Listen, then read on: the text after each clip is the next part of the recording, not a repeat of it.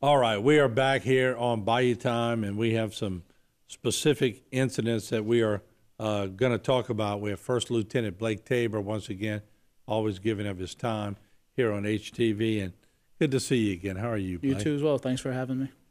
Oh, we started off last week. We had a shooting at Sam's, and then we had a event at the Southland Mall, and then lo and behold, we have another one that we'll talk about today. But let's start off with Sam's if we could, because I think you have a little more information for us now. How's that investigation going? Well, it looks like we're kind of coming to a head on that investigation. I think we're on the positive side of that now. We have 2 suspects in custody that have been arrested in connection with this crime. At this point, it's still ongoing. We are uncertain if any additional arrests are going to be made, but it appears that these 2 are the primary persons responsible. So first person we have responsible is a Jacob Luke Jr. He's an 18-year-old from Dulac. You see his photograph there. And also a relative of his by the name of Heather Luke, who's a 37-year-old female from Chauvin. You see her picture here, obviously. So on Friday, October 6th, shortly after 15:43, which is 3:43 in the afternoon, the sheriff's office began receiving some calls at Sam's in reference to an armed robbery that was taking place. It's my understanding that there were a male and a female that were exiting the store. We're not releasing their names or their ages specifically, but we are going to say that they were over 65 years of age. Mm-hmm. At that point, the evidence that we have indicates that the male subject, Mr. Luke, approached them in the parking lot and attempted to physically remove the female's purse from her hand. When that kind of did not happen, he brandished a weapon and began pointing that at her. Of course, the male was in very close proximity to her. That led to a disturbance where they began to fight over the purse physically. Lo and behold, a Good Samaritan who was also over the age of 65 was exiting the store. He began to witness what had taken place, and he immediately intervened and began to wrestle with the male suspect. At that point, that quickly led to the Good Samaritan being shot, unfortunately, and ultimately he was transported to an out-of-area hospital where he was recovering from his injuries. It's my understanding that he is at home now recovering from his injuries and has been released from the hospital. And kudos to him. It's an HTV policy. We don't seek out somebody's name or go after them when they do something of this caliber. It's good to hear that he's recovering, but also the bravery of what he did was unbelievable. Yeah, we could probably talk for hours about the actual amount of bravery that this man displayed on that day. Now, keep in mind, as a law enforcement agency, we certainly don't encourage people to intervene when you see an armed gunman. But I think it says a lot about our community and that generational age group that's above 65 in our community. There's some strong people, and we could talk for hours about that. But these are people who have probably been to war and have seen tough times, and I think it says a lot about the fact that he's willing to take his life into his own hands and help his fellow resident. And before we move to the next story at the Southland Mall, also when we mention the names of stores, it is in no indication a reflection of how they do things. In today's society, it could happen in any parking lot, sure, at any store. We just need reference points, and that's why we do it. But it's not a reflection on Sam's, nor is it a reflection on the Southland Mall on our next story that we'll talk about. Absolutely. So, again, after Friday had sort of come to a head, of course, our investigators were extremely busy dealing with that complaint. And then shortly after 3 p.m., it was reported that the Southland Mall had received a bomb scare. Of course, for those who know Terrebonne Parish, of course, Southland Mall is located directly across the canal from Sam's. These 2 cases, I'd like to point out, are in no way connected. There is no type of evidence that we have come across to indicate that either one of them had to do with the other. So, again, at the time that the incident came into Southland Mall, of course, they have their own security staff there. They immediately made us aware of what was transpiring. Of course, agents and patrol officers immediately responded to the Southland Mall. It's my understanding that we even had a member of the sheriff's office who was working in an off-duty capacity at that location. So as units began to arrive, immediately they began to evacuate the building, and that was done obviously for a multitude of reasons. So once that was done and we were able to ensure that everyone that was inside of the mall was exited safely, we began a systematic search of that entire mall where they began to look for any type of explosive devices or any other suspicious evidence, and ultimately none was located. Yeah, and I know a lot of things were canceled. Some of my good friends in another band, Sister Slick and the Brother, couldn't play. So just people need to think before, and hopefully, I say hopefully, it was a prank and not something serious, but they need to think before they do things like that. But that's why we have police, right? Absolutely, absolutely. And, you know, when we get these types of complaints, I mean, we have to take them seriously, and there's a protocol that we follow, and regardless of whether we get information to the contrary, we're still going to go through that process because it's how it's done, and it ensures safety. Let's do this. We're going to take a short break once again. We're with First Lieutenant Blake Tabor. We'll take a break because we have another story that involves the Sheriff's Department, and it involves the arrest of a Houma man. We'll take a break. Coming up right after this break, we'll bring you a new story. Don't go away.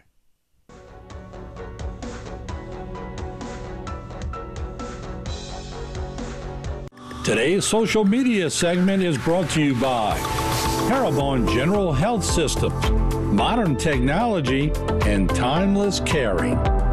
Rouse's, you're either local or you're not. Buick, the craft of modern luxury. St. Martin and Bourke, know your rights. South Louisiana Bank, it's better when we bank together. Waits and Downer, attorneys at law. Terrebonne Ford, built Ford tough.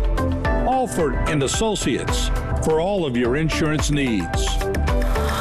CIS, Cardiovascular Institute of the South, the highest quality cardiovascular care available. Barker Honda, the Barker family tradition of quality.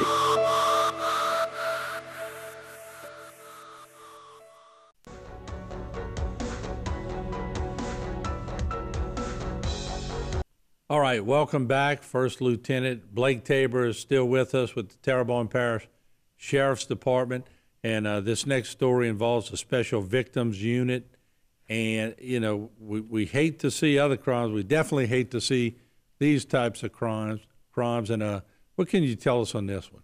Yeah, you know, and I know people that follow our Facebook page see that we send out a large amount of information such as this. And just to make people aware of why we do that, we believe very strongly that our community needs to be aware of these types of offenders. And that's truly the only way that, you know, parents and residents can protect their kids or even begin to protect their kids from people that may or may not live in close proximity to them. So, again, we want you to check sex offender registry. There's a lot of resources that go out for our community as it pertains to that. This particular case is a case that our Sheriff's Office Special Victims Unit has been working for a period of about 2 months. Sometimes these cases are very slow moving, sometimes they move very quickly. So in a nutshell, we have to do our due diligence to make sure that the information we're getting is the true and factual information. So this one ultimately resulted in the arrest of a Sam Houston Jackson Sr. He's a 49-year-old male. You see him photographed here. Ultimately, our Special Victims Unit began an investigation into a complaint where a 13-year-old alleged some sexual abuse at the hands of Mr. Jackson. Ultimately, our detectives began to investigate that matter, and then ultimately were able to confirm the allegations as what we believe is true.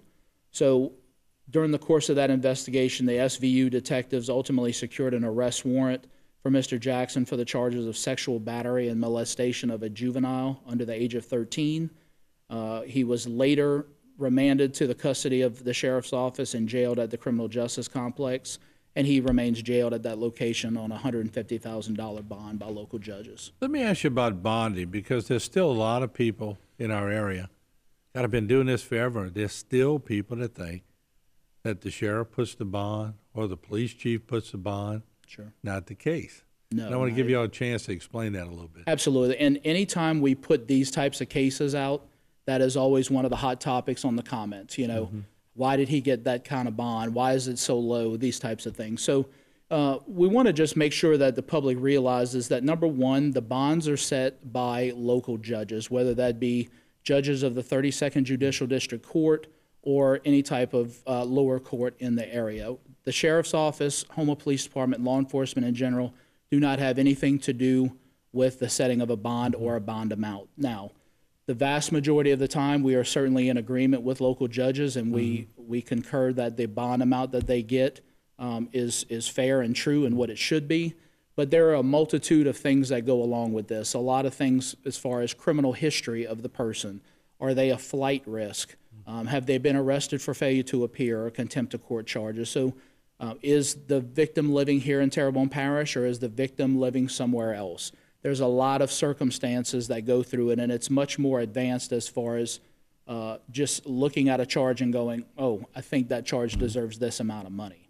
Yeah, and a lot of the bonding, correct me if I'm wrong, Blake, but has to do with if the jail is full too, right? Absolutely, and that's one big component of it as well. And we can also look at these. I mean, there's other things that the judges have to take into consideration. The caliber or violent level of the act that was committed.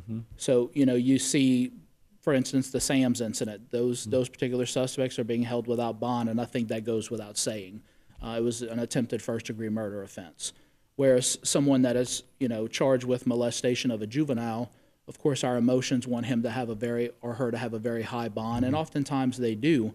But it's not just as easy as, oh, I think that is a certain charge that's egregious, so we're going to give it a high bond. There's a lot of other factors that they're mandated to perform. Going back on that Sam's incident, which we talked about in a different news story with you, but any kind of shooting or injury that's happening while in the event of a crime. Absolutely. First degree, right? Absolutely. Yeah. Absolutely. So an armed robbery was being committed in this set of circumstances, and that is ultimately what the charge is. Yeah. So, and of course, at this point, the person shot still alive, and our prayers go out Absolutely. to that courageous person. But that could have very well been first degree instead of attempted. Absolutely. First degree. So, but there's a lot of logistics that go into, and I know what you're saying. I read some of the comments sometimes, and, people sometimes, they show how uneducated they are about the system. And I just urge everybody to sort of get up to speed on it, because they do blame police a lot, but police don't have anything to do with, and that's by design. Sure. Because if you make an arrest, who would want to go in there and you're going to set the bond on somebody that you just arrested? That's sort of not the way it's supposed to happen. Absolutely. Supposed to have somebody independent of that looking at it. So hopefully, Absolutely. Yeah. And conversely, I think from a law enforcement perspective, the judges here in our parish do a phenomenal job, but there's a lot more that goes into it than just perhaps how that judge is feeling that day. Yeah. That I can assure you is not one of the criteria for how a bond or bail is set, So educate yourself on what's going on. Drugs compared to sexual violence, you're talking about apples and oranges in a lot of different circumstances, even though both are very violent and can end very badly. We don't affix a certain dollar amount, if you will, to that. It's a lot of factors that are in the criminal history and background of that particular offender that determine what that bond will be. All right, there you have it. First Lieutenant Blake Tabor, thank you so much, as always, for coming on board, and hopefully it'll slow down for you guys. We're hoping. Y'all been busy. We have. All right, we'll take a short break. We'll be back with a lot more. Don't go away.